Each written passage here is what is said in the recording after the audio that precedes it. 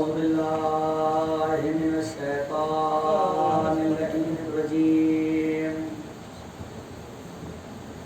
بسم الله الرحمن الرحيم. الحمد لله الذي هدانا لهذا وما كنا لنهتدي لولا أن هدانا الله. لقد جاءت رسل ربنا بالحق. الصلاة والسلام والتحية والإكرام على سيد أصل ما في الوجود،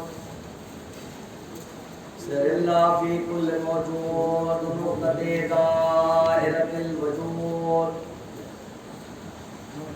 صاحب لواء الحمد والمقام المحمود، الخاتم لما سبق والفاتح لمن غلق، المولن الحق بالحق أبي القاسم محمد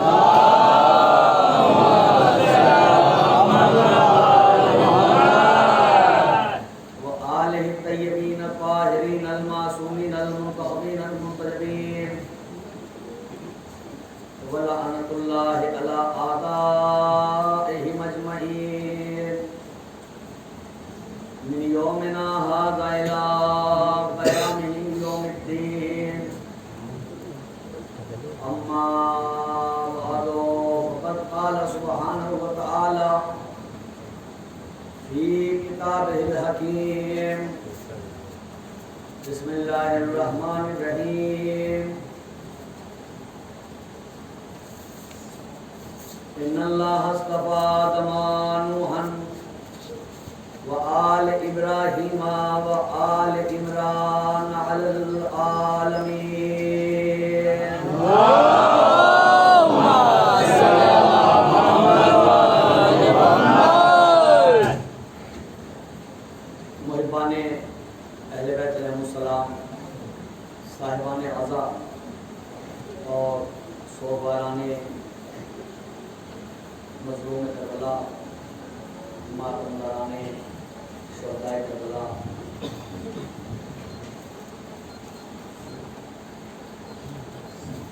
پروردگار عالم تمام سامنے والوں کو اپنے حفظ و امان میں رکھے. جتنے بھی سرکار امیر المومنین حضرت علی ابن ابی طالب علیہ السلام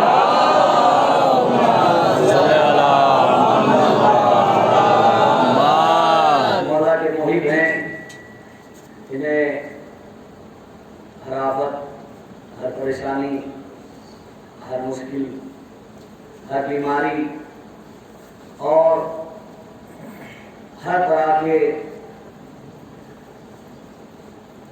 امراض سے محفوظ رکھے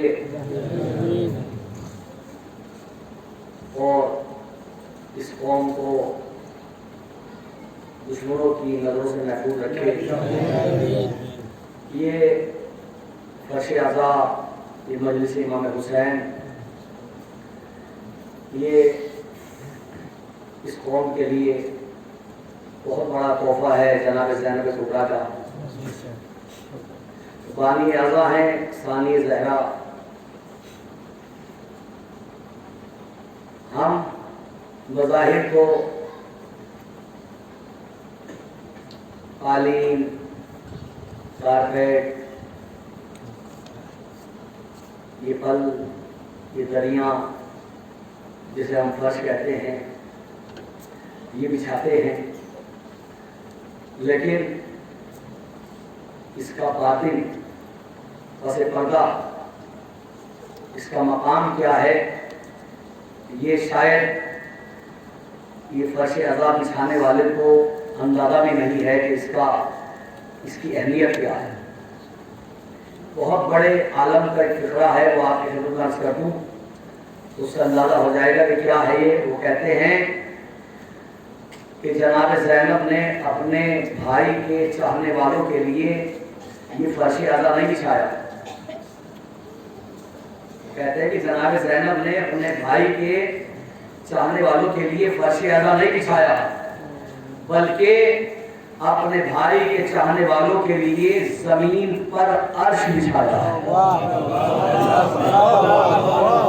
زمین پر عرش بچھایا ہے، زمین پر عرش بچھایا ہے.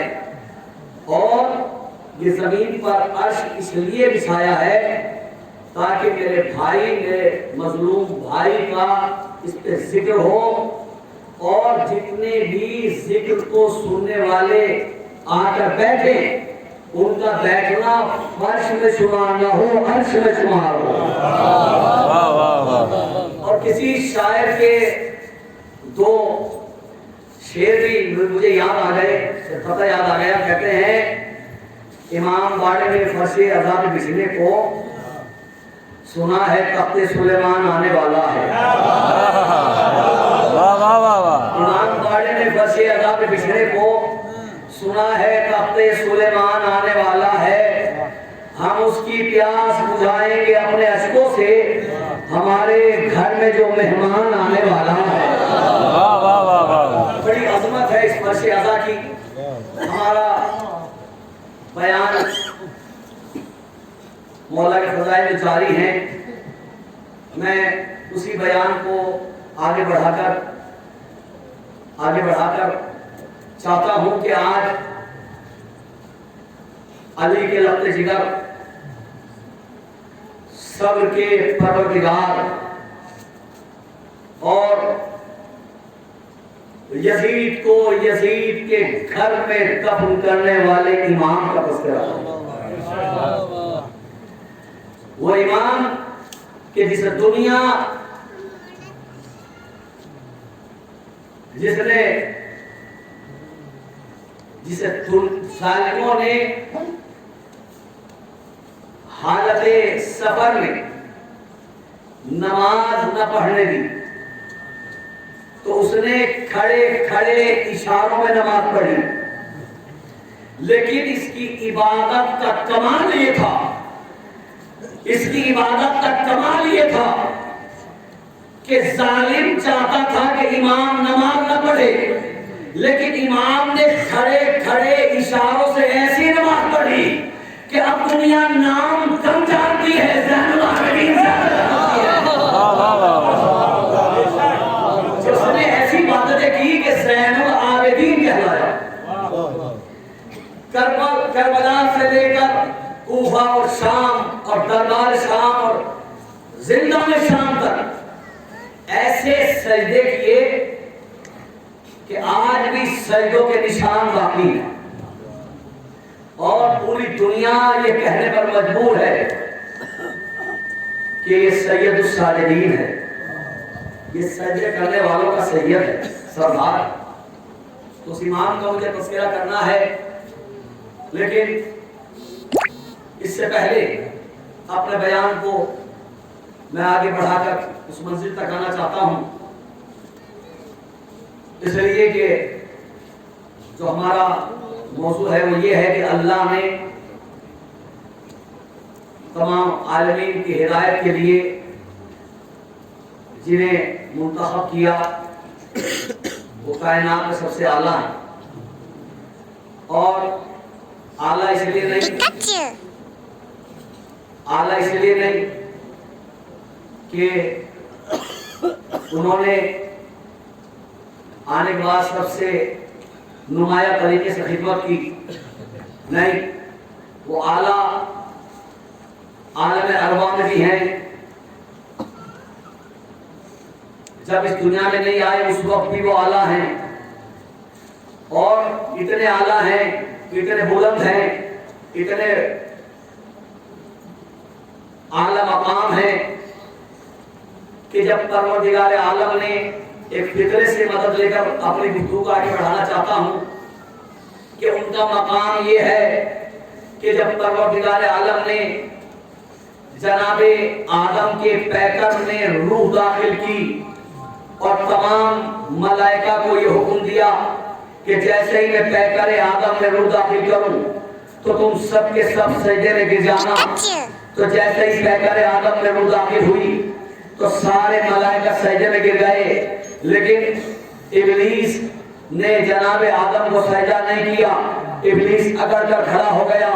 جب ابلیس نے سجدہ نہ کیا، آواز قدرت آئی کہ جب سب نے سجدہ کیا تو تم نے سجدہ کیوں نہیں کیا؟ جب سب نے سجدہ کیا تو تم نے سجدہ کیوں نہیں کیا؟ سارے ملائکہ سجدے میں گر گئے. سب نے جناب آدم کے پیکر میں روح داخل ہوتے ہی سجدہ کیا. تو پروردگار عالم نے ابلیس سے کہا ان کنتا من العالین، کیا تو بھی بڑے لوگوں میں سے ہو گیا ہے؟ ان کنتا من العالین، کیا تو بڑے لوگوں میں سے ہو گیا ہے جو آدم کو سجدہ نہیں کرتا؟ اللہ کا یہ کہنا اس بات کی علامت ہے کہ جب جناب آدم کو سجدہ ہو رہا تھا، بہت توجہ، جب جناب آدم کے پیکر کو سجدہ ہو رہا تھا تو کچھ ہستیاں ایسی تھی کہ جن پہ سجدہ واجب نہ تھا. بیٹھے ہوئے دیکھ رہے تھے کہ آدم کو سجدہ ہو رہا ہے. تو جن ہستیوں پہ آدم کو سجدہ کرنا واجب نہ تھا ان ہستیوں کو اہل بیت کہا جاتا ہے. وہ ہے اہل بیت علیہ السلام. اور ان کا کمال یہ کہ جب یہ الگ الگ ہوتے ہیں، جدا جدا ہوتے ہیں، تو یہ دنیا کسی کو محمد کہتی ہے، کسی کو علی کہتی ہے، کسی کو فاطمہ، کسی کو حسن، کسی کو حسین. لیکن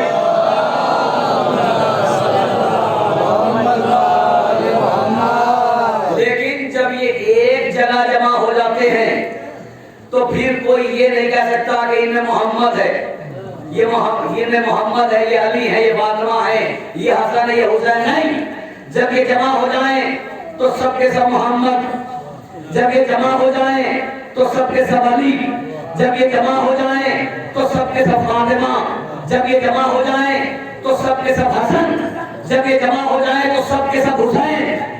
ان کا کمال یہ ہے کہ الگ ہوں محمد، علی، فاطمہ، حسن، حسین، اور جب جمع ہو جائیں تو سب کے سب ایک ہو جائیں. اب دنیا والے جب یہ ایک جگہ ہو جائیں تو دنیا والے کیا پہچانیں گے؟ یہ تو وہ ہے جب جمع ہو جاتے ہیں تو عرش والے نہیں پہچان پاتے. جب ایک جگہ آ جاتے ہیں تو عرش والے نہیں پہچان پاتے کہ کون ہے. سوال کرتے ہیں پروردگار کون ہے چادر کے نیچے؟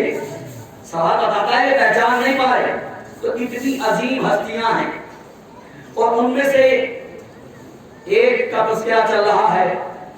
2 فقرے 3 فقرے مولا علی کے خطبے کے جو رہ گئے تھے انہیں مکمل کر کے وہیں سے پہلے علی کا کلام جہاں ختم کروں گا وہیں سے اسی مقام سے دوسرے علی کی گفتگو شروع ہو جائے گی. مولا کائنات غالب علی کل غالب حضرت علی ابن ابی طالب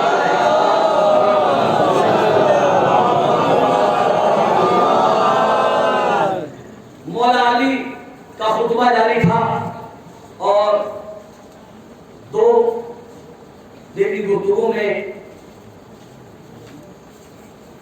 مولا کے خطبے کا حق تو ادا ہو نہیں سکتا، لیکن مجھ جیسے کم علم اور طالب علم نے 2 دن ذکر کیا اور چند فقرے آج بھی عرض کر کے چوتھے امام تک آنا چاہتا ہوں.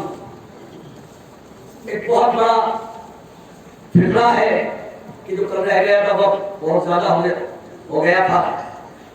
آج الحمدللہ تمام سامعین موجود ہیں تو بات بلا تحریر کی شروع کرتا ہوں. مولا کائنات ارشاد فرما رہے ہیں کہ مجھے اللہ نے ذات میں علی بنایا، صفات میں علی بنایا، قول میں علی بنایا، فعل میں علی بنایا، ماحول میں علی بنایا، اسم میں علی بنایا، جسم میں علی بنایا، میدان جنگ میں لڑتے ہوئے علی بنایا. مجھے اللہ نے میدان بغا میں لڑتے ہوئے علی بنایا، مجھے اللہ نے زندگی دیتے ہوئے علی بنایا، مجھے اللہ نے موت دیتے ہوئے علی بنایا. میں اور اس کے بعد فرمایا فَلْيَعْلَمِ الْإِنسَانُ وَيَسْمَعِ السَّلْمَانُ، جتنے لوگ ہیں وہ جان لے اور سلمان سن لے، انا ممدوح الرحمن، انا موصوف القرآن، انا مزین الجنان، انا مطعم الانس والجان، انا صراط مستقیم، انا النبع العظیم، انا معدن الاسرار۔ اور اس کے بعد میرے مولا کہتے ہیں انا الذی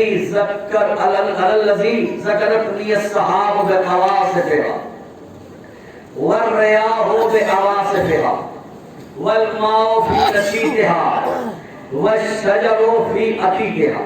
یہی تک بات ہوئی تھی نا کہ پانی، بادل جب پانی کو اٹھا کے چلتا ہے تو میرا ذکر کرتا ہوا چلتا ہے، جب ہوائیں سنسناتی ہوئی چلتی ہیں تو میری ہی تسبیح کرتی ہوئی چلتی ہے، جب پانی بلندی سے پستی کی طرف بہتا ہے تو میرا ہی ذکر کرتا ہوا چلتا ہے۔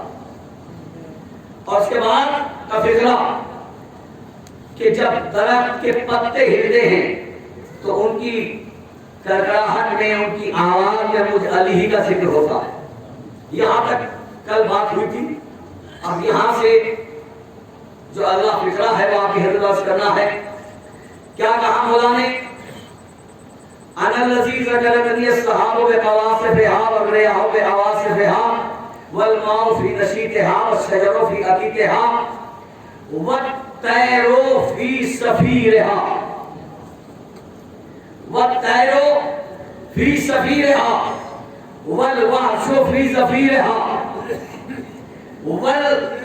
والنداء فی ملکها والدعاء والنداء فی ملکها۔ میرے مولا ارشاد فرماتے ہیں کہ کائنات کی ہر شے اللہ کی تسبیح کرتی ہے، ذرہ ذرہ اللہ کی تسبیح کرتا ہے، حتیٰ کہ پانی، پتھر، ہوا، درخت سب اللہ کی تسبیح کرتے ہیں۔ اس کے بعد میرے مولا نے فرمایا وَالطَّيْرُ فِي صَفِيرِهَا، اور کوئی بھی پرندہ اس وقت تک پرواز نہیں کرتا جب تک کہ اس کی پرواز میں ذکر علی نہ ہو۔ دیکھیے بہت توجہ چاہتا ہوں اور بہت بیداری کے ساتھ آپ کی خدمت میں یہ فکر عرض کرنا چاہتا ہوں۔ وَالطَّيْرُ فِي صَفِيرِهَا، جب پرندہ پرواز کرتا ہے تو اس کی پرواز میں مجھ علی کا ذکر ہوتا ہے۔ جب وہ اڑتا ہے تو مجھ علی کا ذکر کر کے اڑتا ہے، میرے مولا کہہ رہے ہیں۔ اور حضرت رسول خدا صلی اللہ علیہ وسلم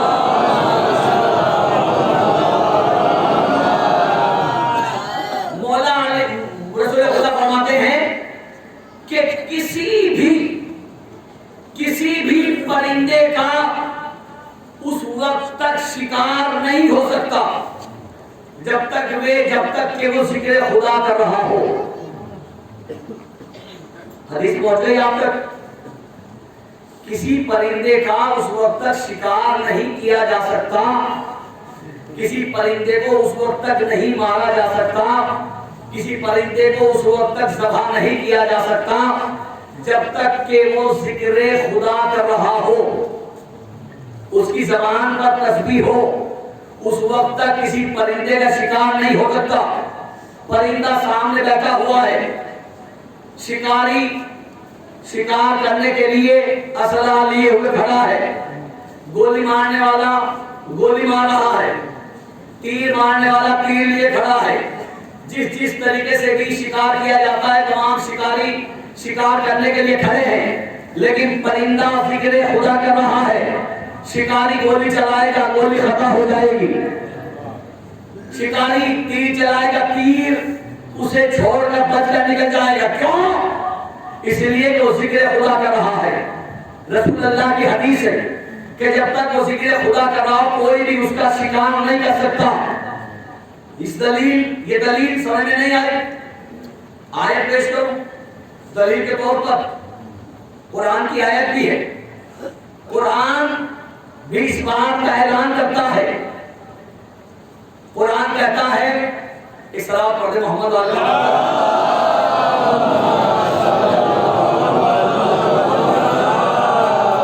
دلیل کے طور پہ قرآن کی آیت اور تفسیر پڑھ رہا ہوں. پرندے جو ذکر الہی کرتے ہیں, ذکر خدا کرتے ہیں, ہمیں مولا کہہ رہے ہیں کہ پرندہ جب پرواز کرتا ہے تو مجلی کا ذکر کرتا ہے. دلیل دے رہا ہوں سورہ نمل, قرآن کا مشہور سورہ. سورہ نمل میں ارشاد پروردگار عالم ہوا, ذکر ہے اس وقت کا کہ جب پروردگار عالم نے جناب سلیمان پیغمبر کو شاہی عطا فرمائی, حکومت, وسیع حکومت عطا فرمائی, ہر شہر پر اختیار دیا, ہر شہر پر حکومت کی. جناب سلیمان نبی اپنے تخت پر بیٹھے ہوئے ہیں. اگر آپ گھر سے نکلیں اور شدید تیز دھوپ ہو تو آپ چھاتا لے کے نکلتے ہیں, لیکن یہ ہے اللہ کا منتخب کیا ہوا نمائندہ, یہ ہے اللہ کا چنا ہوا نبی, یہ ہے اللہ کا انتخاب. سلیمان جب گھر سے نکلتے ہیں تو چھاتا لے کے نہیں نکلتے, بلکہ جناب سلیمان جب گھر سے نکلتے ہیں تو تمام پرندے جناب سلیمان کے سر پہ سایہ کرتے ہوئے چلتے ہیں.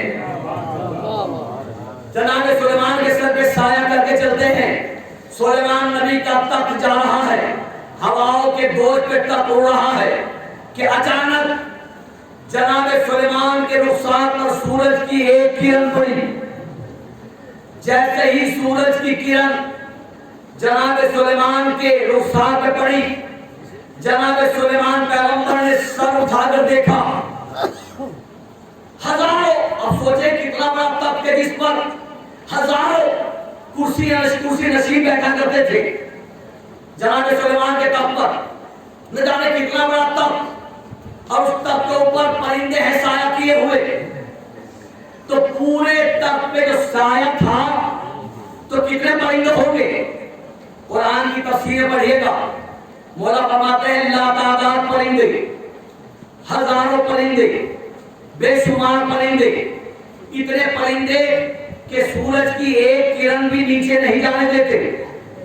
اتنے پرندے اڑ رہے ہیں فضا میں. اچھا پرندے بالکل مل کے بھی نہیں اڑ سکتے, اس لیے کہ پرواز ممکن نہیں. تو اس کا مطلب یہ ہے کہ پرندے کے اوپر پرندہ, پرندے کے اوپر پرندہ, تاکہ دھوپ, سورج کی کرن سلیمان پیغمبر کے اوپر نہ جانے پائے.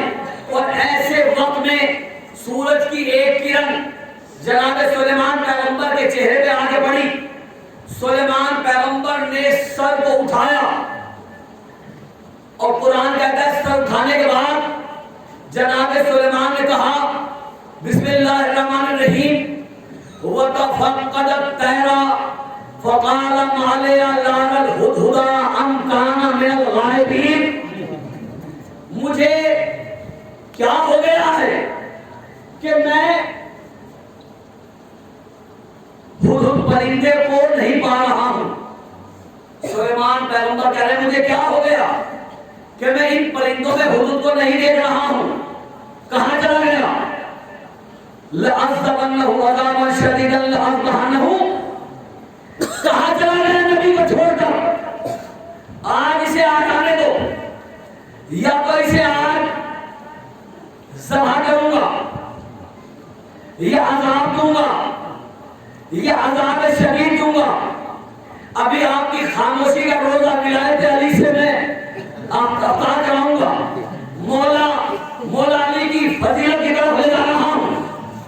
جناب سلیمان کہہ رہے ہیں مجھے کیا ہو گیا, میں ان پرندوں میں ہدہد کو نہیں پا رہا ہوں. کہاں چلا گیا؟ آج اسے آ جانے دو.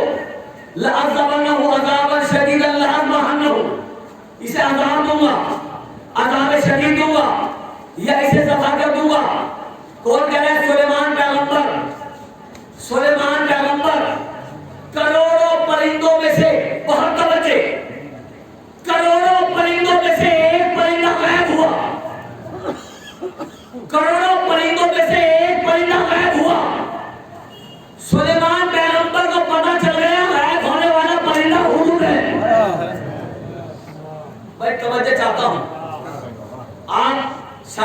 بات پہنچا نہیں پا رہا ہوں. یہ ہے نبی کا علم. سمجھے علم نبی کیا ہوتا ہے؟ لا تعداد پرندوں میں سے ایک پرندہ غائب ہوا تو نبی کو یہ علم ہو گیا کہ غائب ہونے والا پرندہ ہدہد ہے. اور یہ روایت نہیں، یہ قرآن کی آیت ہے. اللہ کہہ رہا ہے کہ سلیمان نے کہا ہدہد کہاں چلا گیا؟ ہزاروں پرندوں میں سے ایک پرندہ غائب ہوا تو سلیمان کو علم ہو گیا غائب ہونے والا پرندہ ہدہد ہے. اب پوری کرنا چاہتا ہوں ہر فرق کی. میری سمجھ میں یہ نہیں آتا کہ میدان احد سے رسول کو چھوڑ کر صحابی کیا سوچ کر بھاگے تھے؟ میدان احد سے رسول کو چھوڑ کر صحابی کیا سوچ کر بھاگے تھے کہ ہم بھاگ جائیں گے، نبی کو پتہ نہ چلے گا، بھاگ جائیں گے، نبی کو علم نہ ہوگا کہ کون بھاگا کون رہ گیا.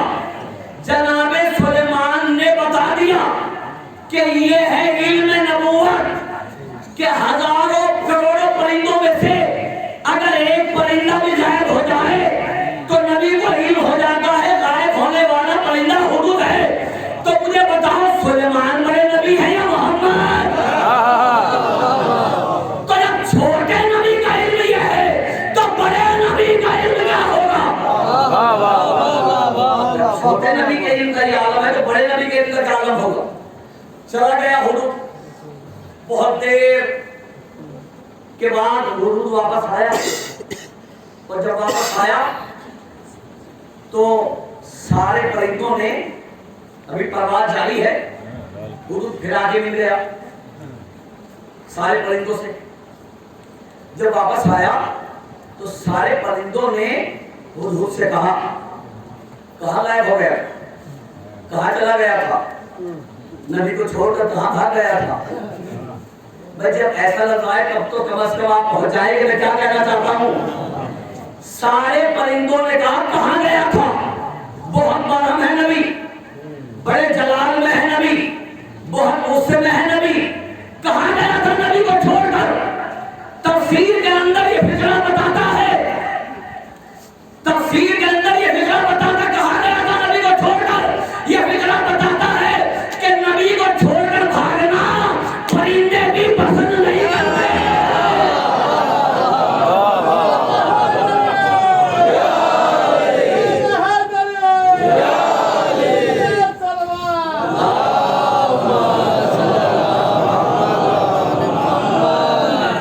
جیسے ہی آیا تو آنے کے بعد ہدہد نے کہا کہ تم فکر نہ کرو، فما کسا غیر بعید.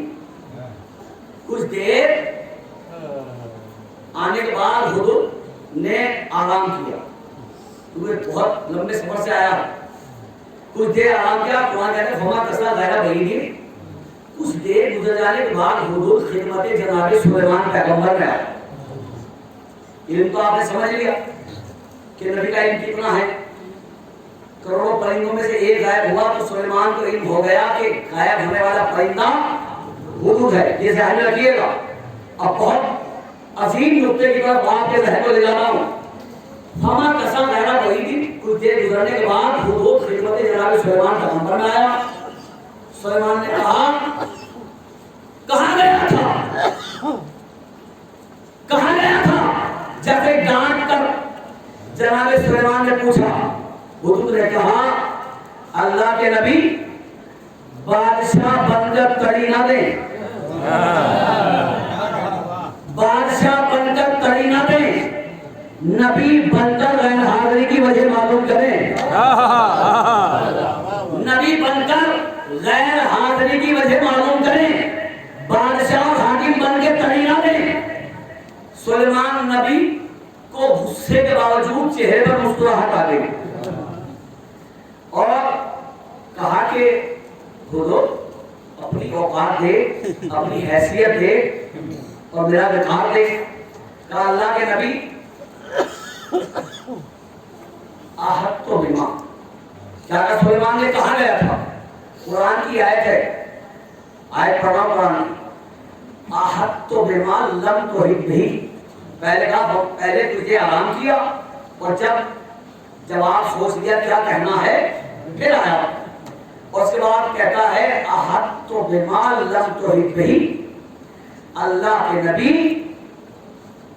پھر جملہ دوہرا رہا ہوں، جناب سلیمان پیغمبر نے کروڑوں پرندوں میں ایک غائب ہوا تو علم ہو گیا کہ غائب ہونے والا پرندہ ہدہد ہے، اتنا صاحب علم ہے نبی، اس نبی سے اتنا سا پرندہ کہہ رہا ہے فما کسا غیر بعید احط بما لم تحط به، اللہ کے نبی آج جو خبر میرے پاس ہے آپ کو بھی اس کا علم نہیں،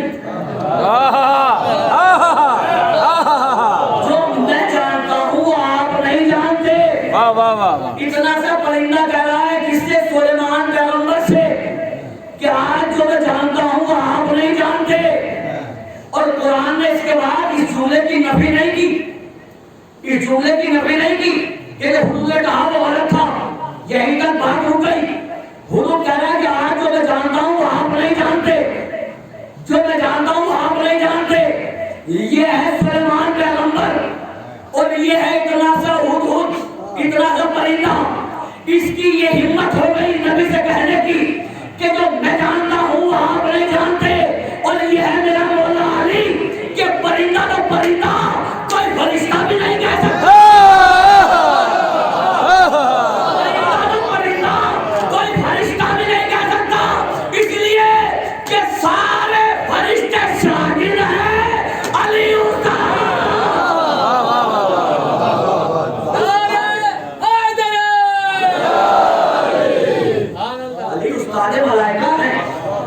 تو کوئی علی کی بارگاہ میں یہ فکرہ نہیں کہہ سکتا۔ تو سوچو کہ جس کے وسیع علی کا علم اتنا ہے تو پھر علی کے سید و سردار نبی کا علم کیا ہوگا؟ نبی کا علم کیا ہوگا جس علی کے سامنے فرشتہ بھی نہیں بول سکتا؟ وہاں سلیمان سے حضور کہہ رہا ہے جو میں جانتا ہوں وہ آپ نہیں جانتے، اور جب سلیمان نے پوچھا کہ کیا ہے وہ جو میں نہیں جانتا تو فرمایا، کہا حضور نے کہ آپ یہ سمجھتے ہیں کہ ہر جگہ آپ کی حکومت ہے، لیکن میں ایک ایسے شہر کو جانتا ہوں کہ جہاں آپ کی حکومت نہیں بلکہ وہاں ایک عورت حکومت کرتی ہے، نام ہے اس کا بلقیس، ملک سبا جہاں کی وہ ملکہ ہے، اور وہ آپ کے خدا کو بھی نہیں مانتی، وہ آپ کی نبوت بھی نہیں مانتی۔ یہ حضور نے آ کر خبر دی تو جناب سلیمان پیغمبر نے یہ بات تو آئے تھی، میں نے اس لیے عرض کر دی، جیسے ہی حضور آیا تو سلیمان نبی کا جلال جمال تمام تیور بگڑے ہوئے ہیں کہ کہاں گیا ہے، آ جانے دو، آج میں اسے سزا دوں گا۔ قرآن کہتا ہے 3 سزائیں معین کی، قرآن نے 3 سزائیں معین کی۔ دیکھیے یہ میرا تو فکرہ ہے نہیں کہ آپ پی کر بیٹھ جائیں، یہ ہے قرآن کی آیت اور مجھے چاہیے اس پر داد۔ قرآن کی آیت ہے، اللہ کہہ رہا ہے کہ سلیمان پیغمبر نے حدود کے چلے جانے کے بعد کہا کہ آ جانے دو آج اسے، آج میں اسے سزا دوں گا، لَأَعْذَبَنَّهُ عَذَابًا شَدِيدًا لَأَرْبَعَنَّهُ، میں آج اسے ذبح کروں گا، میں آج اسے ذبح کروں گا، عذاب دوں گا، یہ عذاب شدید دوں گا۔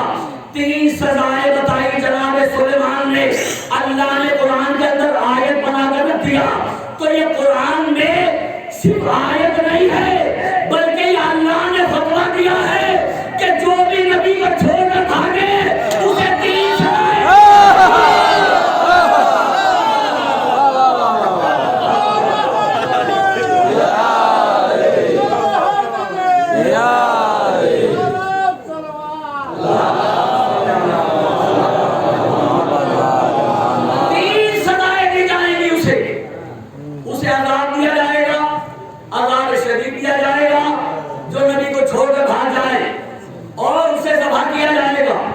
یہ ہے قرآن نے دی ہے مثال، قرآن نے بڑے پرانے نبیوں کی مثالیں دے کر آنے والے لوگوں کو آگاہ کیا ہے، قرآن نے پرانے نبیوں کی مثالیں دے کر آنے والے لوگوں اگر کوئی نبی کو چھوڑ کر بھاگ جائے انہیں 3 سزائیں دی جائیں گی. عذاب دیا جائے گا, عذاب شدید دیا جائے گا, عذاب شدید دیا جائے گا, یا پھر انہیں ذبح کیا جائے گا. تو ان میں 3 سزا میں 2 سزا وہ ہے کہ جو اللہ دے گا. آخری فرد تک پوری توجہ چاہتا ہوں. ہر امام کے زمانے میں ایسا ہوا, لوگ چھوڑ کر بھاگے. نبی کے زمانے میں ہوا لوگ چھوڑ کر بھاگے, مولا علی کو چھوڑ کر لوگ بھاگے, امام حسن کو چھوڑ کر بھاگے, بہت سے اماموں کو چھوڑ کر بھاگے. لیکن کسی امام نے سزا نہیں دی, بلکہ جب امام سے پوچھا گیا کہ مولا آپ نے گنہگاروں کو سزا کیوں نہیں دی, تو ہر امام نے کہا کہ ہم نہیں, ہمارا آخری دے گا. ہم نہیں, ہمارا آخری دے گا. ہم نہیں, ہمارا آخری دے گا. لوگوں نے کہا مولا یہ لوگ تو مر جائیں گے, پھر سزا کیسے دی جائے گی؟ مولا نے کہا جو مر جائے گا اسے اٹھا کے سزا دی جائے گی. اسے اٹھایا جائے گا, اٹھا کے سزا دی جائے گی. تو 2 سزا وہ ہے جو اللہ دے گا, 1 سزا وہ ہے جو امام دے گا. عذاب اور عذاب شدید, یہ دونوں سزائیں اللہ دے گا, اور ذبح میرا مولا کرے گا. ذبح میرا مولا کرے گا. تو 3 سزائیں بتائی سلیمان نے. پرندہ آیا, اس نے کہا آئے کہ اللہ کے نبی بن کے غیر حاضری کی وجہ پوچھے, حاکم بن کے مجھے تڑی اور ڈانٹ نہ پلائیں. سلیمان نبی کو غصے کے باوجود مسکراہٹ آ گئی. قرآن کہتے ہیں مسکرانے لگے, معصوم چہرے پر ظاہر ہوا سلیمان کے.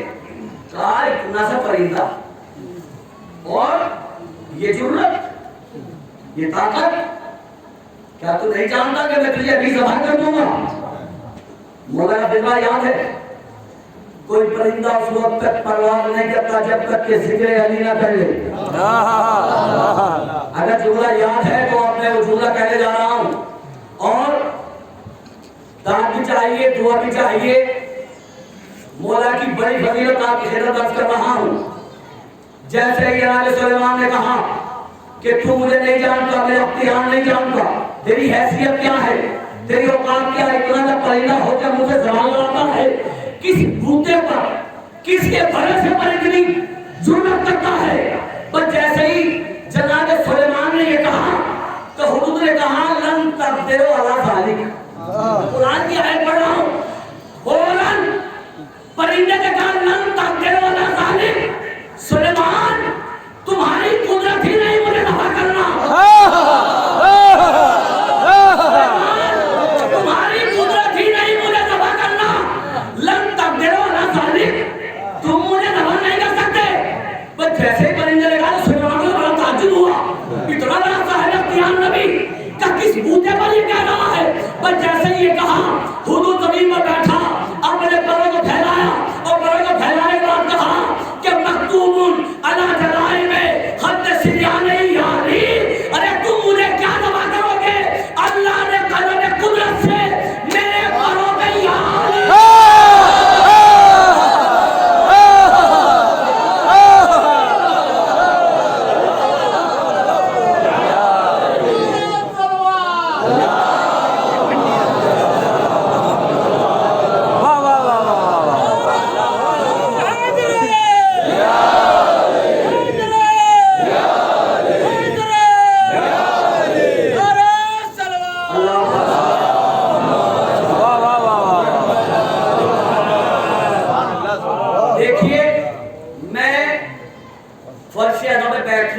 کسی بھی مومن کو اس سے بڑا تعویذ نہیں دے سکتا.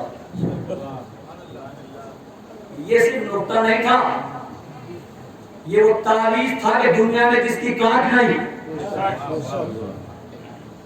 اتنا بڑا تعویذ کہ اتنے بڑے صاحب اختیار نبی سے اتنا سا پرندہ کہہ رہا ہے کہ لن تقدروا علی ذلک, تمہاری قدرت ہی نہیں مجھے ذبح کرنا.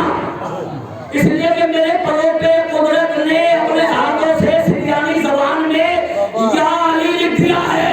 تو اگر کسی کے جسم پر علی لکھا ہو, جب اسے ذبح نہیں کیا جا سکتا, تو جن کے رگوں میں علی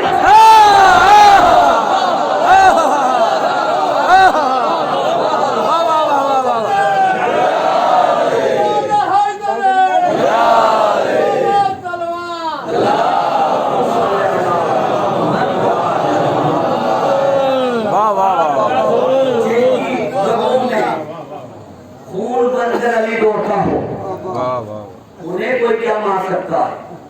اب سمجھے آپ کہ کتنا بڑا تعریف ہے میرے مولا علی کا. علی کے چاہنے والے کو حقیقت میں تو کسی تعریف کی ضرورت ہی نہیں. اس کے دل میں علی کا بسنا ہی سب سے بڑا تعریف ہے. علی کا دل میں بسنا ہی سب سے بڑا تعریف ہے. آپ انصاف سے بتائیے، آپ کوئی بھی شاید ایک آدھ کی تو میں قسم نہیں کھاتا، لیکن ہر انسان کے ساتھ یا تو ہوا ہے یا ہوگا. ایسا ہوتا ہے کہ انسان کسی اکیلے میں کہیں جائے، اچانک اس پہ خوف طاری ہوتا ہے. صحرا کا خوف، اندھیرے کا خوف، تنہائی کا خوف، دشمنوں کا خوف ہوتا ہے یا نہیں ہوتا؟ ایمانداری سے بتائیے، برشادہ بیٹھے ہوئے ہیں کہ اچانک خوف سے طاری ہوتا ہے. آپ سب سے میرا سوال ہے، اگر آپ کی ماں نے آپ کو نعت علی پڑھ کے دودھ پلایا ہے تو ہر ایک مومن مجھے بتائے کیا ایسا نہیں ہوتا کہ جیسے خوف طاری ہوا فوراً دل میں علی کا خیال آیا اور خوف چلا گیا؟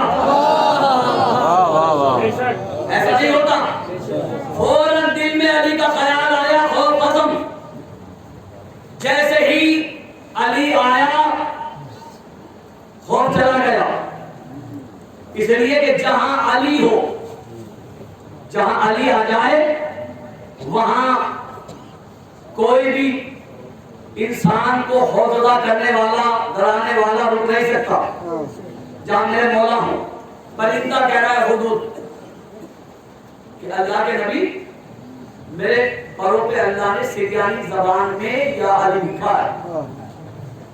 اب مرتبہ سنیں، سلیمان پیغمبر نے جیسے ہی پروں کو غور سے دیکھا فوراً تخت سے اترے، فوراً تخت سے اترے. یہ وہی نبی ہے ایک کرن پڑنے پر جو اتنا برہم تھا، سورج کی ایک کرن پڑنے پر جو اتنا برہم تھا، جیسے ہی اس کے پروں پہ یا علی لکھا ہوا دیکھا تب چھوڑ کر اترے، ہدہد کو اپنے ہاتھ میں اٹھایا اور اس کے بعد تاریخ کہتی ہے کہ سارے پرندے سایہ کرتے تھے، ہدہد یہاں تک پہ بیٹھتا تھا. سلیمان کا جو تخت تھا، اس کا جو ہتھا تھا جس پہ جناب سلیمان ٹیک لگا کے بیٹھتے تھے، اسی پر ہدہد کو بٹھاتے تھے. یہ مقام کس لیے ملا؟ یہ عزت کس لیے ملی؟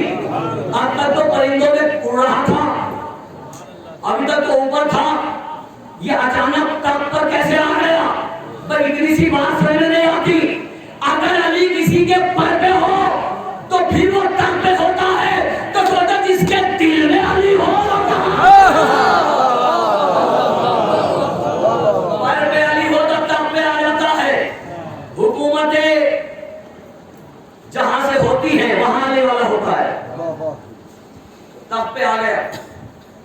ایک دن سلیمان پیغمبر سے حضور نے کہا، اللہ کے نبی کیا شان ہے آپ کی، کیا رتبہ ہے آپ کا، کیا مقام ہے آپ کا؟ بہت اعلیٰ مقام ہے آپ کا. کہا کیا ارادہ ہے حضور؟ اللہ کے نبی خواہش ہے. کیا خواہش؟ کہ آپ کی دعوت کروں، آپ کی دعوت کی خواہش ہے. سلیمان مسکرائے، کہا میری دعوت؟ صرف آپ کی نہیں، پوری حکومت صرف آپ کی نہیں، سب کی. سلیمان کو بڑی حیرت ہوئی، کہا کیسے دعوت کرے گا؟ کہا اللہ کے نہیں، بس قبول کر لیجیے آپ. سلیمان نے قبول کر لیا. وقت، مقام، جگہ سب طے ہو گئے. خود انتظام کرنے کے لیے چلا گیا. تاریخ کہتی ہے کہ جناب سلیمان پورے لشکر کے ساتھ پہنچے، دیکھا کہ دریا کے کنارے پتھر پہ بیٹھا ہوا ہے. بچہ اس روایت سے جانتا ہے، لیکن ایک نقطے کی طرف لے جانا ہے آپ کو، اس لیے فکر کہا. روایت جتنے بچے مکتب میں پڑھتے ہیں سب نے پڑھی ہوگی روایت. پتھر پہ بیٹھا ہوا انتظار کر رہا ہے سلیمان کے لشکر کا. آ گیا جناب سلیمان کا لشکر. سلیمان نے کہا حضور یہ کیسا مذاق ہے؟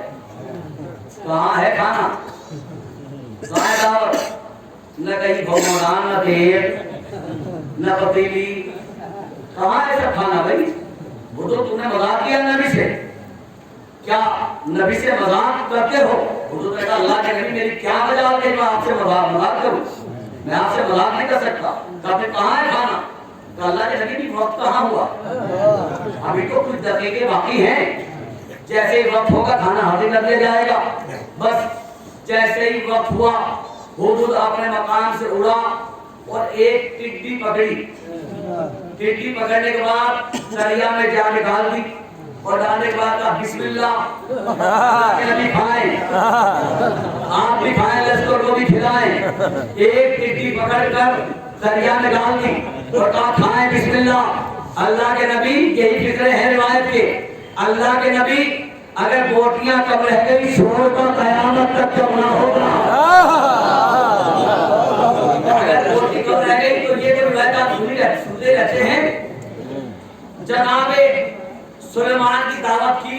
اب اس کے بعد جملے نہیں ہے کہ سلیمان نے کھایا نہیں کھایا کیا ہوا، لیکن سلیمان کو یہ آدھا بڑی پسند آئی، بڑی پسند آئی، اتنی پسند آئی کہ سلیمان نے حضور کو اپنے قریب بلایا۔ بلانے کے بعد حضور کے سر پر ہاتھ پھیرا۔ جیسے ہی جناب سلیمان نے حضور کے سر پہ ہاتھ پھیرا، فوراً اللہ نے اس کے سر پر ایک تاج نمودار کر دیا۔ آپ بہت محفوظ ہوں گے جب نتیجے تک آئیں گے۔ اللہ نے اس کے سر پر ایک تاج نمودار کر دیا۔ جس نے دیکھا ہے وہ گواہی دے گا۔ حضور کے سر پر ایک تاج ہوتا ہے، ایسا تاج جو کسی پرندے کے سر پر نہیں ہوتا۔ حضور کے سر پر ایک تاج ہوتا ہے۔ ایک دن میرے چھٹے مولا صادق آل محمد امام جعفر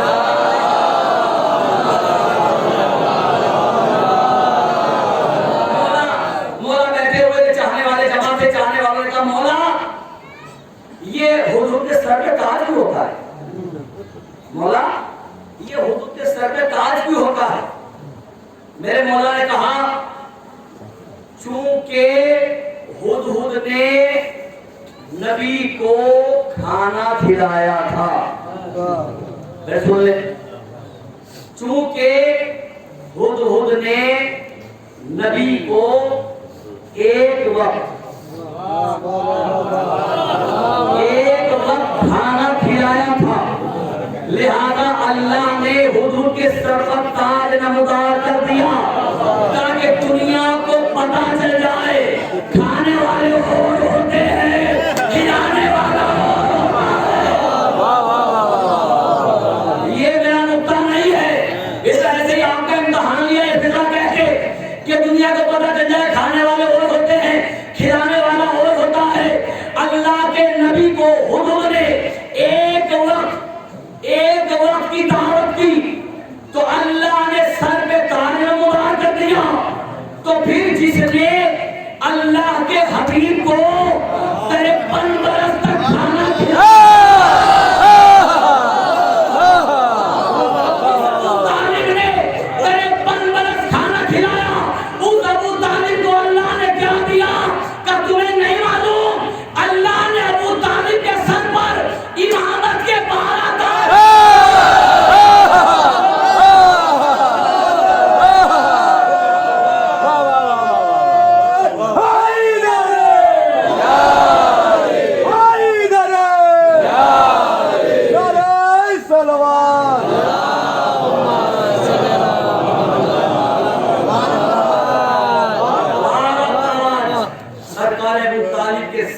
امامت کے 12 تاج ہے۔ اب اگر آپ کہیں تو بات آگے بڑھائی جائے۔ 50 منٹ ہوئے، 50 منٹ میں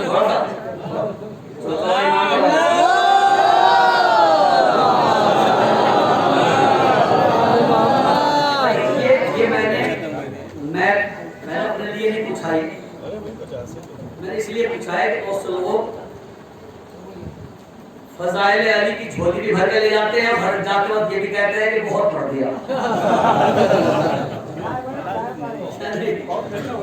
بھائی، فضائل بھی لے جا رہے ہیں بھر کے، پوری پوٹلی بھر کے لے جاتے ہیں فضائل کی یہاں سے، اور دروازے سے تبرک کی، اور پھر کہتے ہیں بہت پڑھ دیا۔ تو اسی لیے پوچھ رہا ہوں، اگر اجازت ہو تو 2-3 فکریں اپنے مولا کے چوتھے امام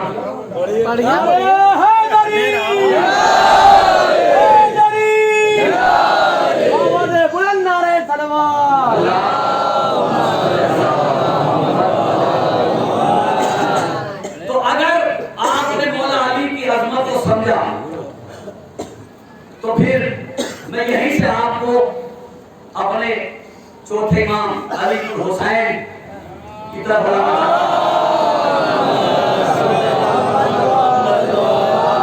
کسی تمہید کا مولا سید سجاد کے لیے وقت نہیں، اور بڑی عظمت ہے میرے مولا سید سجاد کی۔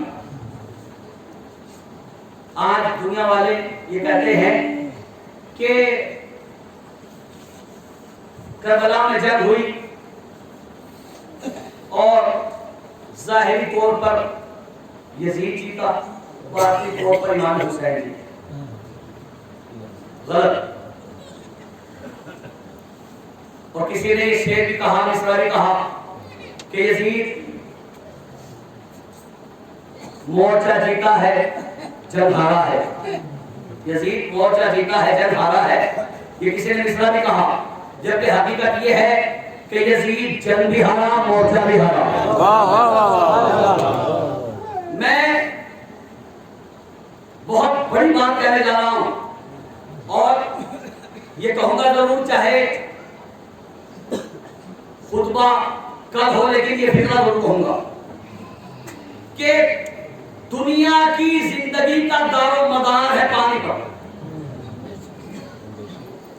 دنیا میں زندگی کا دار و مدار پانی پر ہے۔ پانی نہ ہو زمین مردہ، پانی نہ ہو درخت مردہ، پانی نہ ہو انسان مردہ، پانی نہ ہو جانور مردہ، پانی نہ ہو پرندے مردہ، پانی نہ ہو پتھر مردہ۔ پتھر میں بھی پانی سے زندگی ہے۔ جب پانی میں ہوتا ہے تو پتھر بڑھتا ہے، خشکی میں ہو تو پتھر بڑھتا نہیں۔ میں نہیں کہہ رہا ہوں، معصوم کہہ رہے ہیں، پتھر پانی میں بڑا ہو تو بڑھتا رہتا ہے، اور اگر خشکی میں نکال دو تو اس اتنا ہی رہتا ہے۔ تو سب کی زندگی کا دار و مدار ہے پانی۔ جسے پانی ملا وہ زندہ رہا، جسے پانی نہیں ملا وہ مر گیا۔ ہے نا یہی کہ جسے پانی ملا وہ زندہ رہا، جسے پانی نہیں ملا وہ مر گیا۔ میرے لاکھوں سلام میرے آقا حسین پر۔ حسین نے پانی کا فلسفہ بدل دیا، حسین نے پانی کی تاثیر بدل دی۔ جس نے پانی پی لیا وہ مر گیا، جس نے نہیں پیا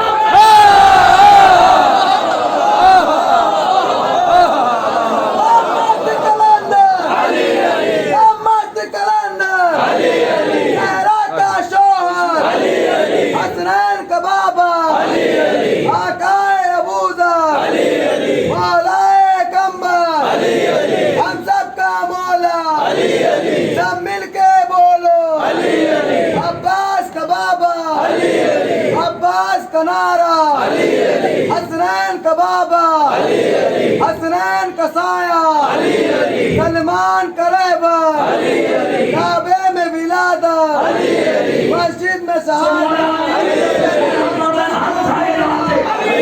سورج پلٹائے، سورج پلٹائے، ہم سب کا مولا۔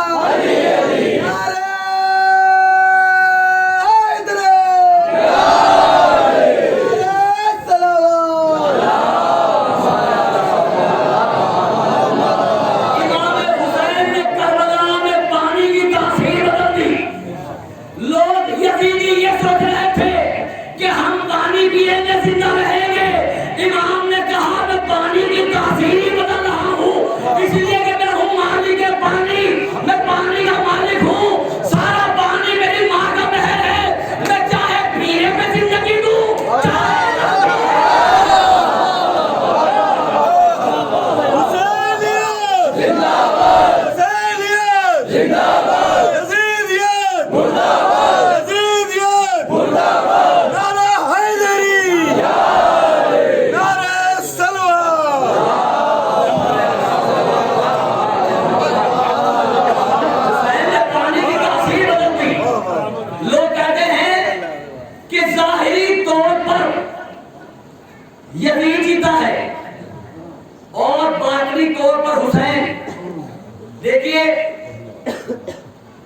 تو امام حسین کربلا میں کیوں آئے؟ امام حسین کربلا آئے، یزید کا لشکر بھی کربلا آیا۔ امام حسین چاہتے تھے کہ دین اسلام بچ جائے، یہی ہے نا؟ اس کا تمام تفسیر کا لب لباب یہ ہے کہ حسین چاہتے تھے کہ اسلام بچ جائے، یزید چاہتا تھا کہ حسین بیعت کر لیں۔ اب بیعت کے زمرے میں سب کچھ ہے اس کے اندر۔ حسین چاہتے تھے کہ اسلام بچ جائے، یزید چاہتا تھا کہ حسین بیعت کرے۔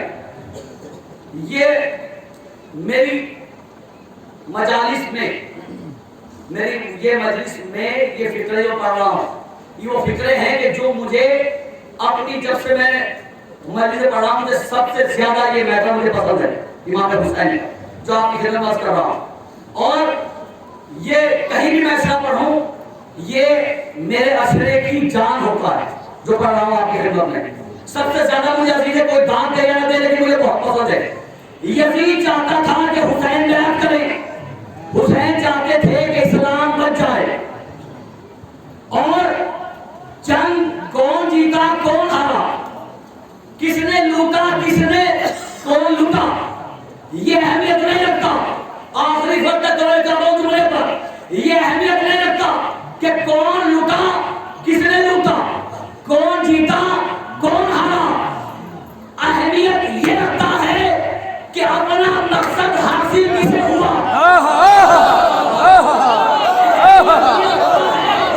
اپنا مقصد حاصل کسے ہوا۔ یزید چاہتا تھا کہ حسین بیعت کرے، حسین چاہتے تھے کہ اسلام بچ جائے۔ اگر یزید کو بیعت مل گئی تو یزید جیت گیا، اور اگر ہر مسجد سے اللہ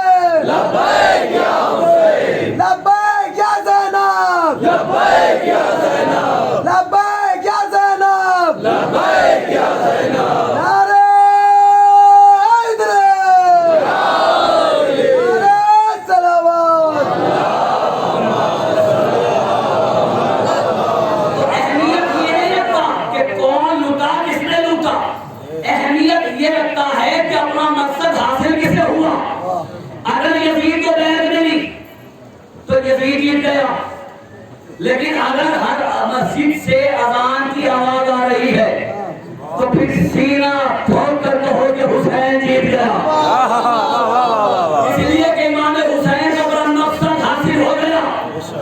اور دیکھیے شکست بھی دو طرح کی ہوتی ہے، ہار دو طرح کی ہوتی ہے، ایک عارضی ہار، ایک مطلقاً ہار، ایک عارضی شکست، ایک مطلقاً شکست۔ عارضی شکست وہ ہے کہ جس کے بعد انسان پھر کوشش کرتا ہے، جس کے بعد انسان پھر کوشش کرتا ہے۔ آپ نے چیٹی کو بڑا سا رزق کا دانہ لے جاتے ہوئے دیکھا ہے، دیوار پہ چڑھتی ہے پھر گر جاتی ہے، لیکن پھر آتی ہے، پھر اٹھا کے لے جاتی ہے نا، اور اس وقت تک اسے قرار نہیں آتا جب تک کہ اسے اپنے گھر تک نہ پہنچا دے۔ تو اس کا بار بار گر کے پھر اٹھا کے لے جانا، یہ ہے عارضی شکست، لیکن ہمت نہیں ہاری۔ تو ایک ہے عارضی شکست اور ایک ہے مطلقاً شکست۔ مطلقاً شکست اسے کہتے ہیں کہ جس کے بعد پھر اس کی ہمت نہ ہو، اس کی دوبارہ ہمت نہ ہو کوئی سوال کرنے کی۔ اب پورے فرش ادا میں بیٹھے ہوئے ہر مومن کی زبان سے مجھے داد چاہیے، جو فقہ کہنے جا رہا ہوں، بہت بڑا فقہ کہنے جا رہا ہوں۔ یزید کو کربلا میں شکست فاش ہوئی، مطلقاً ہار ہوئی، ایسی ہار کہ جس کے بعد یزید کی ہمت نہیں ہوئی، حسین سے بیعت مانگی، حسین سے بیعت کا سوال کیا،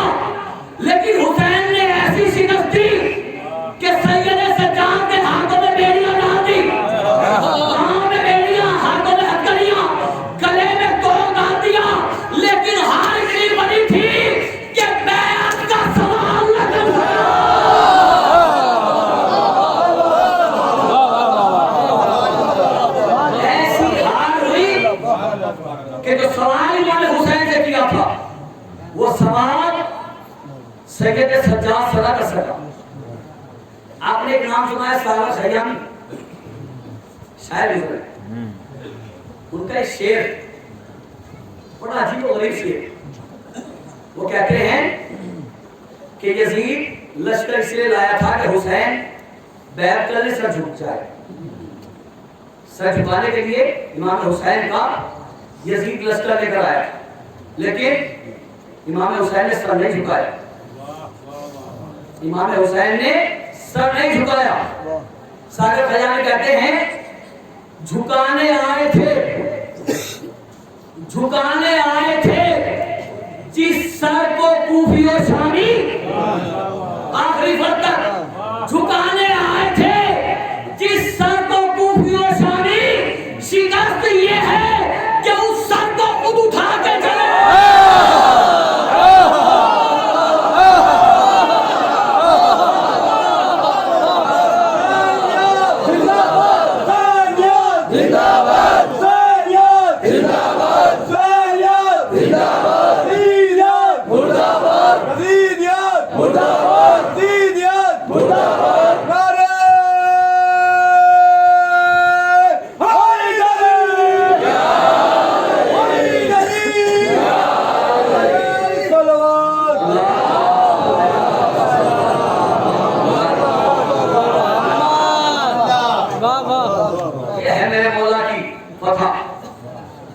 کہ سید سجاد سے ہمت نہ ہوئی کہ بیعت کا سوال کر سکے. سید سجاد دربار میں بھرا ہوا دربار، 700 کرسی نشین، اور 700 کرسی نشین کے پیچھے 700 حبشی غلام. بڑا مجمع ہے دربار یزید میں. جنہوں نے دیکھا ہے وہ تصدیق کریں گے کہ 700 نہیں، اگر 7,000 اس سے زیادہ بھی اگر اس میں بیٹھ جائیں تو جگہ کم نہیں پڑے گی. اتنا بڑا دربار یزید ہے. 700 کرسی نشین اور درمیان میں اہل حرم اسیر بنے ہوئے بیٹھے. میں جانتا ہوں یہ فکرے ایسے ہیں کہ جس میں انہیں بھائی بیٹھ جائے، ابھی میں مسائل نہیں پڑھ رہا، فضائل پڑھوں گا، بیٹھ جائے. تو چوتھے امام کے 6 فکرے پڑھوں گا. 6 فکرے کی اجازت چاہتا ہوں، اور آپ سے بھی 10 بستہ گزارش ہے کہ اپنے آنسوؤں کے سیلاب پر قابو کر کے یہ 6 فکرے سن لے. سید سجاد کی میں خطبہ تو نہیں کر سکتا اپنے مولا کا خطبہ، لیکن خطبے کی شان ضرور بیان کرنا چاہتا ہوں کہ میرے مولا کی شان کیا کسی چوتھے امام کی. لیکن آپ اپنے آنسوں پر قابو رکھیں، اس لیے کہ یہ مسائل سے فضائل مسائل ہے، لیکن فضائل میں پڑھ رہا ہوں. چوتھے امام میرا مظلوم امام، ہاتھوں میں ہتھکڑیاں، سر سے پاؤں تک لوہے میں جکڑا ہوا، ساتھ میں ماں بہنیں رسیوں میں بندھی ہوئی، سر پہ کسی بیوی کے چادر نہیں. دربار ظالموں سے بھرا ہوا، تماشائیوں سے بھرا ہوا، اور پورے دربار میں ہر ایک کی نگاہیں قیدیوں پر کہ یزید ملعون نے اپنے خطیب سے کہا کہ جاؤ منبر پر جاؤ اور ہمارے فضائل پڑھو. اس نے یزید کے اس کے آباء و اجداد کے کا تذکرہ کیا. جب وہ منبر سے اترا یزید بہت خوش تھا کہ نعوذ باللہ ہم نے آل محمد کو دربار میں بٹھا کر اپنے مقتولین کا ذکر کر کے انہیں رسوا کر دیا. لیکن یزید یہ بھول گیا کہ جو ہتھکڑی اور بیڑیوں میں جکڑا ہوا کھڑا ہے یہ وارث علی ہے، یہ وارث علی ہے. جیسے اس کا خطیب منبر سے اترا، چوتھے امام نے کہا کہ اے یزید مجھے اجازت ہے کہ میں بھی اس لکڑیوں کے ڈھیر پہ کھڑے ہو کر کچھ کہوں؟ اجازت ہے کہ میں بھی لکڑیوں کے ڈھیر پر کھڑے ہو کے کچھ کہوں؟ میں کہوں گا مولا یہ تو منبر ہے، آپ لکڑیوں کے ڈھیر کیوں کہہ رہے ہیں؟ عجب نہیں کہ مولا مولا جناب کے ناکان جس منبر سے میرے دادا کے فضائل بیان نہ ہو وہ منبر نہیں لکڑیوں کا ڈھیر ہے۔ منبر وہ ہے جہاں سے ہمارے فضائل بیان ہو۔ یزید نے کہا نہیں، تمہیں اجازت نہیں۔ سارے درباری چلانے لگے کہ یزید یہ قیدی تیرا کیا بگاڑ لے گا، اس کی حالت تو دیکھ، تو اسے منع کیوں کر رہا ہے؟ سارے جتنے دوسرے ملکوں سے سفیر آئے ہوئے سب نے کہا یزید اسے بولنے کی اجازت دے، لیکن یزید تو جانتا تھا کہ یہ علی کا بیٹا ہے، یہ علی کا بیٹا ہے۔ جتنی تیز علی کی ذوالفقار چلتی تھی اتنی ہی تیز آج علی بن حسین کی زبان چلے گی۔ جانتا تھا یزید، اس لیے اجازت دینا نہیں چاہتا تھا، لیکن جیسے ہی درباریوں نے کہا اسے اجازت دے، چوتھے امام کو اجازت ملی۔ امام علیہ السلام آئے، خطبہ شروع کیا، طویل خطبہ ہے میرے مولا کا، اور اس خطبے کے دوران امام نے فضائل پڑھے، اور فضائل پڑھتے پڑھتے میرے مولا نے معراج کا تذکرہ کیا۔ آپ کو بھی حیرت ہو رہی ہوگی، چوتھے امام دربار یزید میں معراج پڑھ رہے، سن ہمارا نانا وہ جو معراج پڑھ رہے، ہمارا نانا وہ کہ جس کے لیے براق آیا، میرا نانا وہ کہ جس کے پیچھے تمام انبیاء نے چھٹے آسمان پر نماز پڑھی، میرا نانا وہ کہ جس نے خدا سے میرے دادا علی کے لہجے میں کلام کیا۔ چھوٹے امام معراج پڑھ رہے ہیں، میرے مولا معراج پڑھ رہے ہیں، آپ سے تحمل کے ساتھ ایک بات کہنا چاہتا ہوں کہ اگر کوئی خطیب آپ کے یہاں مثلا آپ کسی ذاکر کو بلائیں، ممبئی سے آئے، بنگلور سے آئے، دور دراز سے آئے، اور فوراً آئے، اور اگر آپ فوراً سے ممبر میں بٹھا دیں تو ممبر میں بیٹھنے کے بعد وہ کم از کم 10 منٹ تک وہ اپنی سفر کی تکلیف بیان کرے گا نہیں کہ میں بہت تھکا ہوا ہوں، بہت تھکا ہوا ہوں، رات معاملہ پڑھی، وہاں سے اسٹیشن آیا، وہاں سے ایئرپورٹ آیا، وہاں سے سفر کیا، یہ کیا وہ کیا، اور یہاں آیا بالکل آرام نہیں ملا، فوراً ممبر پہ آ گیا، حضرت کرتا نہیں ایسے ہی۔ لیکن بہت بڑا فرقہ کہہ رہا ہوں، دنیا کی حاصل کی ہوئی خطابت اور ہوتی ہے، دنیا کی حاصل کی ہوئی خطابت اور ہوتی ہے، اللہ کی عطا کی ہوئی خطابت اور ہوتی ہے۔ یہ اللہ کی عطا کی ہوئی خطابت ہے، سید سجاد، ورنہ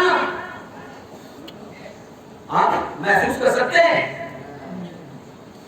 بے بورو کفن لاشیں دیکھ کر آئے ہیں، پامال شدہ لاشیں بیویوں کو لے کر آ رہے ہیں، سربراہنا ماں بہنیں، ہاتھوں میں ہتھیلیاں، پاؤں میں بیڑیاں، پیر زخمی، گلا زخمی، لنگر کھینچتے ہوئے نہ جانے کتنے بازار، کتنی گلیاں، کتنے دربار، کتنے شہر، کتنے صحرا، کتنے جنگل عبور کرنے کے بعد سید سجاد دربار یزید تک آئے ہیں۔ دربار یزید میں آنے کے بعد آپ سوچیں کہ کسی انسان کو اتنی تکلیفیں، میں آپ کی آنکھوں میں آنسو آ جائیں، میں فکر نہیں کہنا چاہتا جو خطبے کے اندر ہے، اتنے مسائل اٹھانے کے بعد کیا کوئی اس حالت میں ہوتا ہے کہ وہ معراج بیان کرے؟ بہت توجہ چاہتا ہوں اس فکرے پر، کیا اس حالت میں ہوگا کہ فضائل بیان کرے؟ امام کو تو اپنے مسائل بیان کرنے چاہیے تھے، لیکن مولا نے دربار یزید میں تمام حالات تمام مسائل آپ کے سامنے بیان کرنے کی ضرورت نہیں. اتنی مصیبتیں اٹھانے کے بعد آئے ہیں لیکن دربار میں کھڑے ہو کر معراج بیان کر کے ذکر علی بیان کر کے بتا دیا کہ حالات کیسے ہی ہو ذکر علی نہ چھوڑنا. حالات کیسے ہی ہو ذکر علی نہ چھوڑنا, ذکر اہل بیت نہ چھوڑنا. معراج بیان کی, پورا خطبہ بیان کیا اور خطبہ بیان کرتے کرتے ایک مقام پہ آئے. میرے مولا نے کہا سن اے یزید, اللہ نے ہمیں 6 صفتیں ایسی دی کہ جس میں کسی کو اس نے ہمارا شریک نہیں بنایا. اگر اجازت ہو تو پڑھتے 6 صفتیں ایسی دی, وضاحت لے کے لوگوں سن لیجیے اور عربی ماتم میں اردو میں سن لیجیے. 6 صفتیں ایسی دی کہ جس میں اللہ نے کسی کو بھی ہمارا شریک نہیں بنایا. پہلی صفت, اللہ نے ہمیں علم دیا. اللہ نے ہمیں علم دیا, کسی کو بھی اس نے ہمارا شریک نہیں بنایا. ایسا علم کسی کو نہیں دیا. اب فقرہ کہتا ہوں, اسی گھرانے کا فقرہ ہے. میں ہاتھوں کو جوڑ لفظ کروں گا, ہے میرے مولا علی بن ابی طالب. بے شک آپ نے منبر کوفہ سے دعویٰ کیا سلونی سلونی. مولا بے شک آپ نے منبر کوفہ سے علم کا دعویٰ کیا, لیکن میرے مولا منبر کوفہ سے علم کا دعویٰ کرنا اور ہے دربار یزید میں.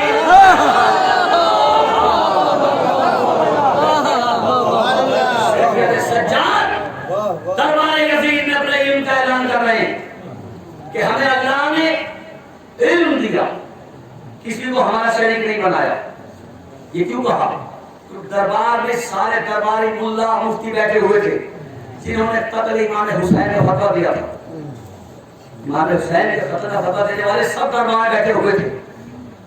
امام نے کہا کہ ہم علم ہمارے پاس ہے, ہمیں عالم اے میرے بابا کے قتل کا فتویٰ دینے والوں, تمہیں فتویٰ دینے کا حق نہیں, اس لیے کہ یہ حق صاحب علم کا ہے کہ وہ کوئی فتویٰ دے, کوئی مسئلہ بتائے.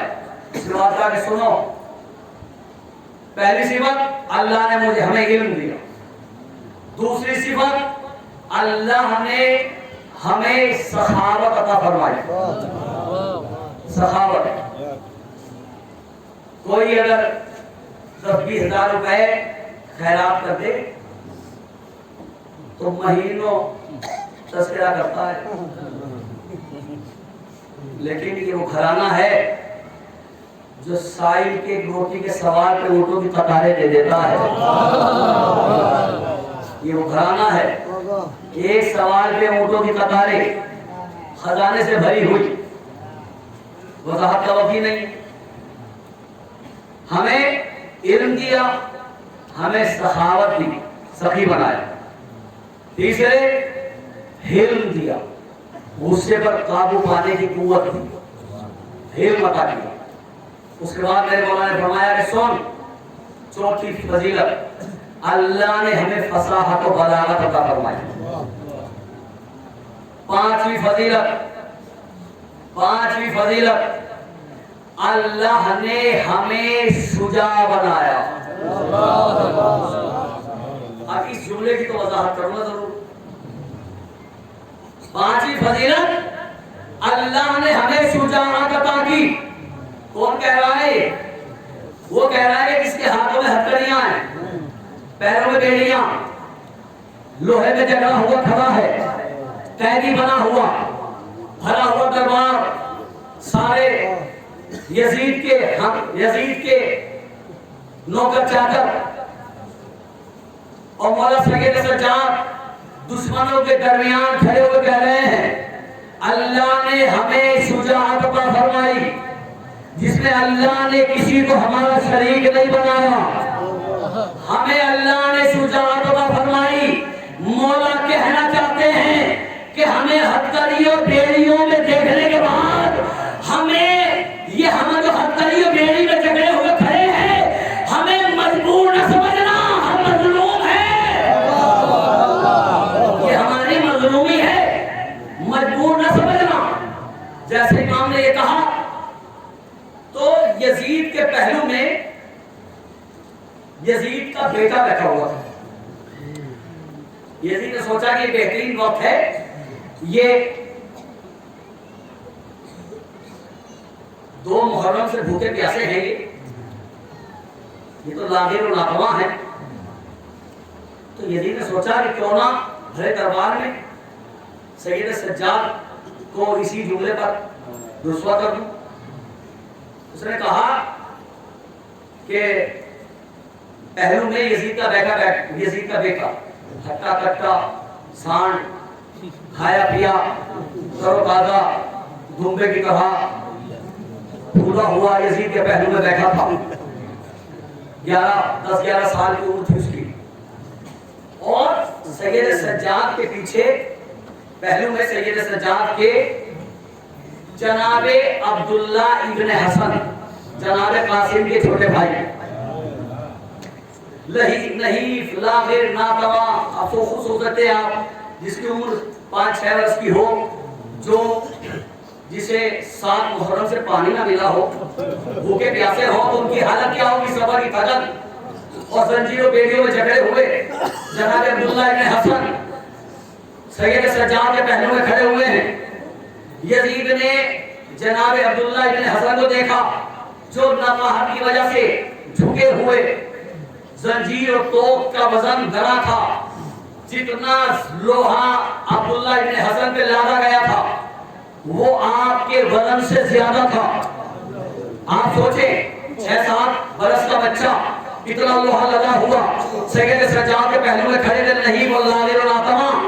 یزید ملعون نے مسکرا کر عبداللہ ابن حسن کو دیکھا اور اس کے بعد اپنے بیٹے کے پشت پہ ہاتھ رکھ کے کہا کہ اے سید سجاد، بہت شجاعت کے دعوے کر رہے ہو، کیا اپنے بھائی سے میرے بیٹے کی کشتی لڑاؤ گے؟ دیکھیے مسائل سے فضائل پڑھ رہا ہوں اور بالکل اس فکر میں مجھے داد چاہیے، آپ نے چلے یہی سے مسائل ہے۔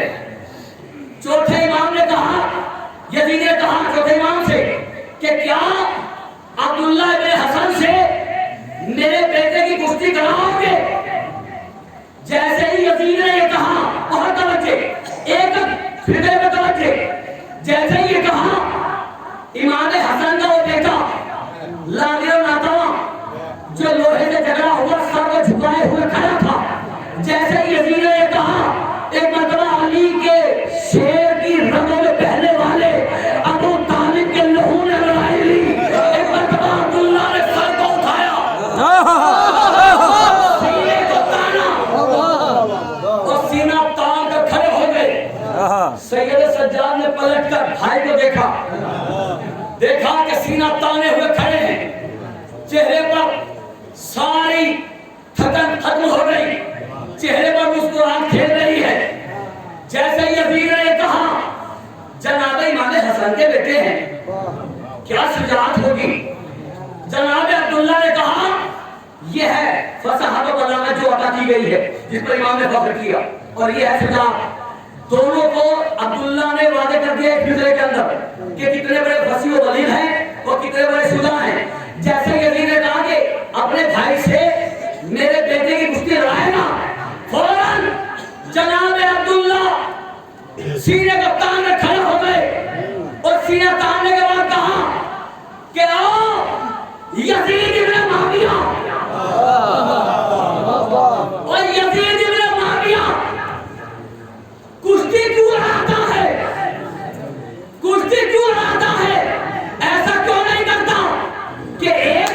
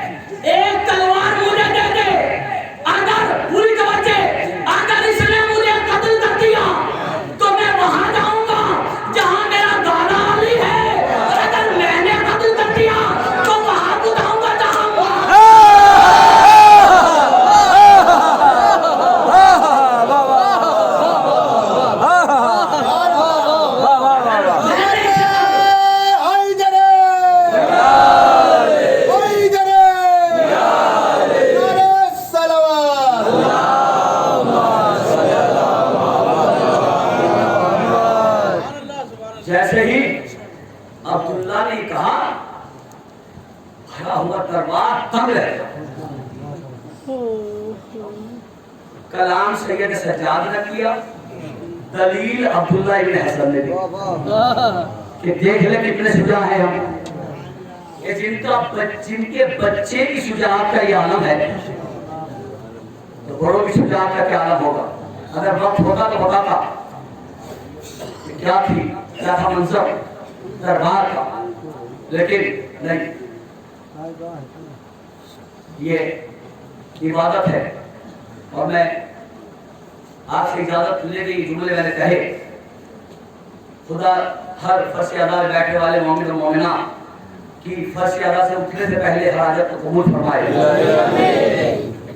दरबार सुन लेना बहुत आसान है, बहुत आसान है सुन लेना। जरा तसव्वुर कीजिए कि सास को कुर्सी नशीन, सास को वसी गुलाम और सैलानियां दरमियान में बैठी हुई है। दरमियान में सैलानियां जिनके सर कभी सूरज ने न देखे,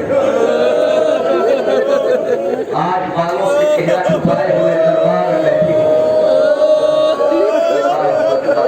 खुदा आपकी आदत और रहमतें नाज़िल करे। जनाब सैयदा, मैं अपने दिल की गहराई से इतना कह रहा हूँ कि जनाब सैयदा आपसे बहुत राजी, जनाब सैयदा आपका गिरिया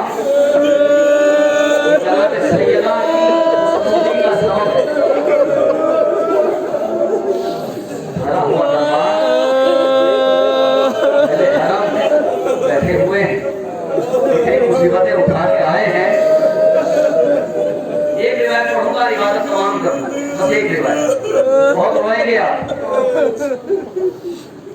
क्या मंजर है असीरों का।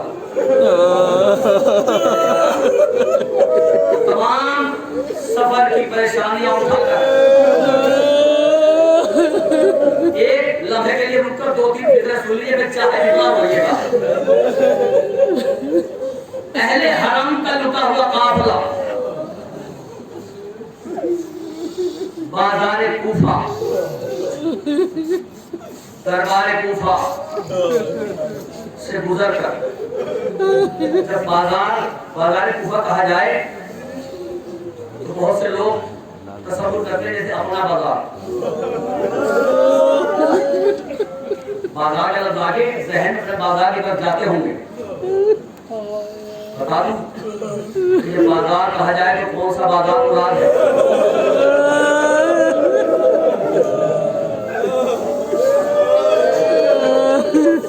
जनाबे चौथे इमाम के फिक्रे हैं, मेरे फिक्रे नहीं। मौला सैयद सज्जाद कहते हैं, चाहने वाले ने कहा मौला इतना क्यों रो रहे हैं। मौला ने कहा कि मैं रो रहा हूँ, मैं क्या करूँ कि मुझे मौत क्यों नहीं आई। मौला ऐसा फिक्रा क्यों कर रहे हैं। मौला इमाम ने कहा कि सुन चाहने वाले, हमें बाजार में उस जगह खड़ा किया गया जहाँ खड़े करके गुलामों को बेचा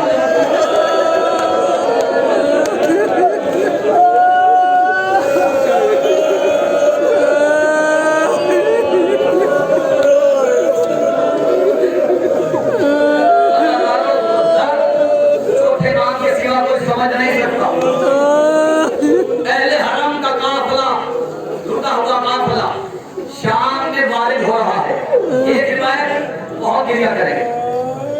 शाम में दाखिल हो रहा, मौला का एक सहाबी है, मौला का सहाबी है, कई साल से सफर पे था। जनाब सुहैल साद मौला के सहाबी अरसे दराज से सफर पर थे, सफर से आए हैं और